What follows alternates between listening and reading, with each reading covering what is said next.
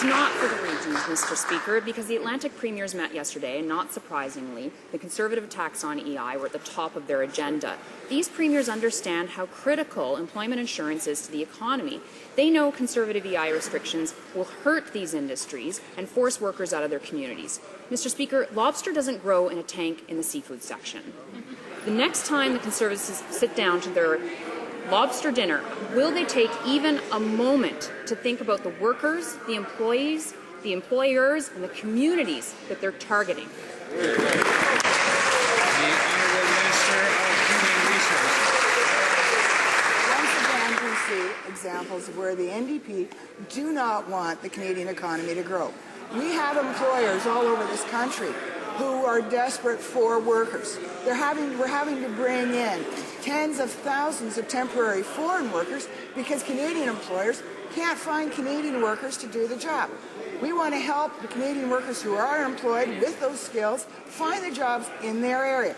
That way, the employers are better off, they produce a better product more economically, and the families are better off. That's better for their communities and for the provinces. The Honourable Member for Halifax. The Atlantic Canadians, the premiers, seasonal businesses, they all know that the Conservatives are targeting them. And what's most troubling to the premiers is the secrecy around these changes. Consultation doesn't mean having a chat with a Conservative backbencher. It requires communication with premiers, with employers, and with workers. Even New Brunswick's progressive Conservative premier said there are a lot of concerns because, quote, there's a void of information. Why don't they do the reasonable thing? Why don't they do the common sense thing and put these changes on hold and have real consultations for EI?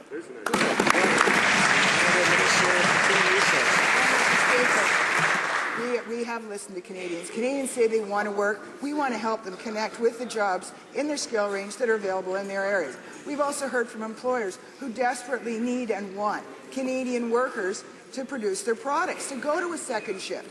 That's good for the employer. It's also good for the worker. They make more money with the changes we want to bring in. That's good for their families. That means there's more money spent in their communities. Good for those communities. And, Mr. Speaker, do that in enough communities, it's good for the provinces. Who could object to that? The Honourable Member for Welland. Mr. Speaker, these EI changes will have sweeping impacts on the agricultural sector. Conservatives are attacking communities that rely on seasonal industries like fruit growers, horticultural growers, beef farmers, the fisheries, and many more. None of these farmers were consulted, Mr. Speaker. When this minister makes major policy announcements without any consultations, she puts those very businesses and farms at risk. The question is simple.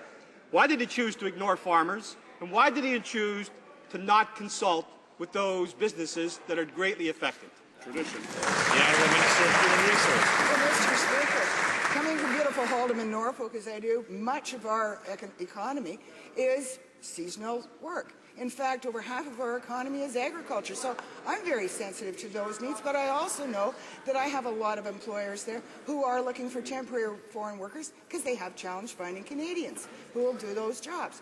Mr. Speaker, we want to connect the people, Canadians who are unemployed, with the jobs available in their areas. That's better for them. But, Mr. Speaker, when it comes to agriculture, here's a quote I'd like to share with you. We took a look at them, being the EI reforms, but we didn't find anything that was a warning sign, he said. Who said that, Mr. Speaker? Ron Bonnet, the president of the Canadian Federation of Agriculture.